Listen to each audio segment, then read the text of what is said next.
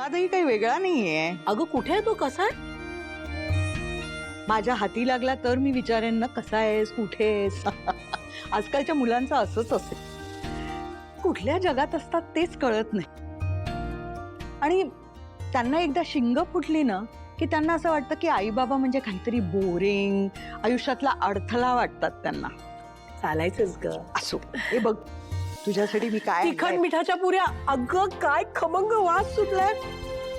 ओहो, कॉलेजच्या दिवसांची आठवण झाली उमा. तोच सुगंध आहे आणि चवही तीच असणार. तुला मी सांगते ना उमा, अगं तिखट मिठाच्या पुऱ्या कराव्या तर फक्त तूच. काय ग, डोळ्यात पाणी? काही नाही ग, स्वयंपाक तर मी रोजच करते आणि वेगवेगळे पदार्थही करून बघत असते. पण कुणीतरी कौतुक केलं ह्याला बराच काळ गेला. निनादला तर माझ्या करण्याचं कौतुकच नाही. सुदी ग, मुलांचं काय, आपलीच आहे, आपण माफ करायचं. आणि हे बघ, आज इतक्या दिवसांनी आपण भेटतोय, आता मुलांचे वगैरे विषय नकोच.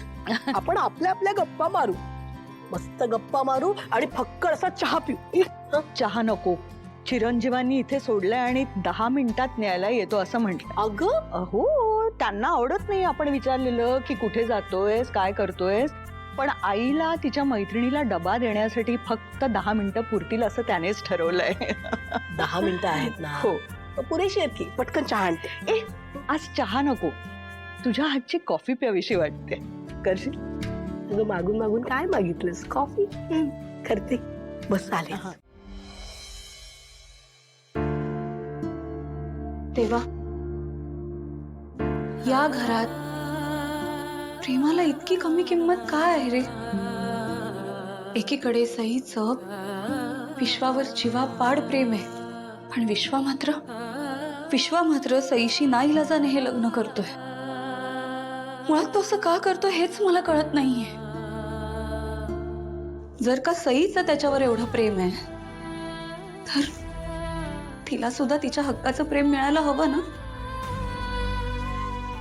मुळात सईच्या बाजूने हे लग्न किती अनफेअर पद्धतीने होतंय, असं नाही व्हायला पाहिजे.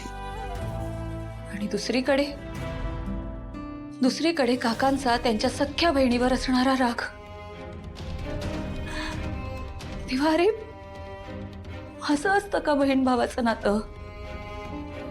उलट बहीण भावाचं नातं किती सुंदर, निष्पाप, उबदार असतं. भावाला आपल्या बहिणीच्या प्रती माया वाटायला हवी, आपुलकी वाटायला हवी.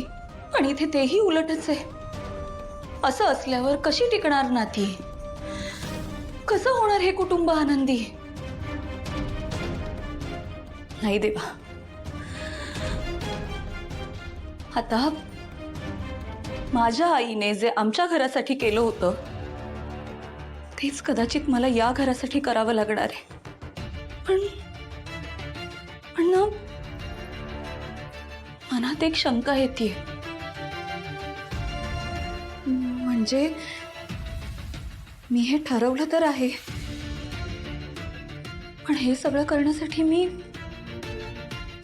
समर्थ आहे ना?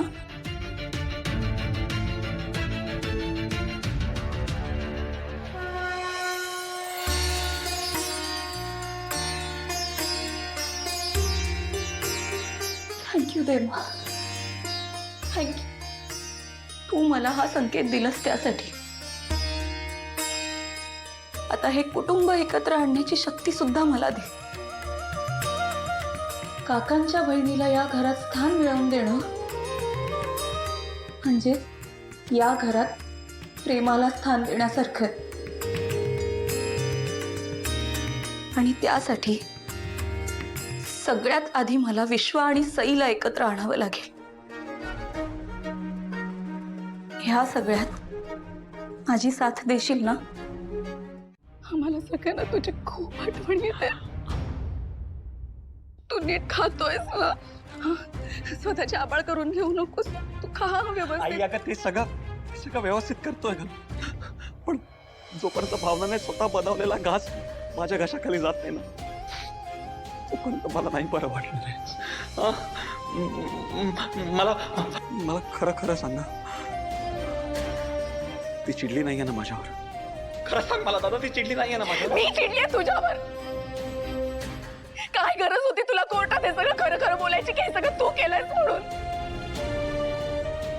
हे निदान पप्पांना तरी सांगायचं. आई, आता जे झालंय ते झालंय, आणि आता मी आत आहे आणि शिक्षा भोगायला सुद्धा तयार आहे मी. लक्ष्मी काकू म्हणते ना की सत्य नेहमी कटूच असतं, आणि तसाच येते.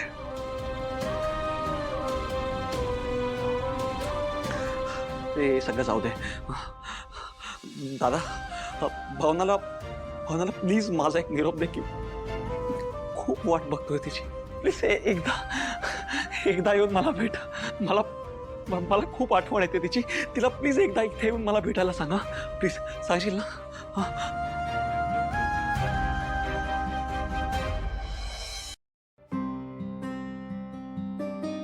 आणि आनंदी,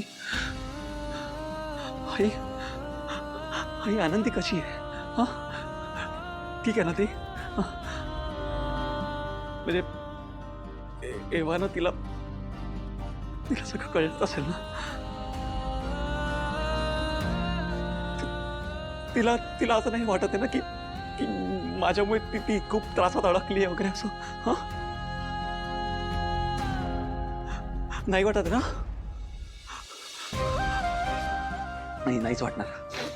भावना आहे. भावना मला माहिती आहे ना. भावना सगळं व्यवस्थित निभावून गेली ती, मला माहिती आहे.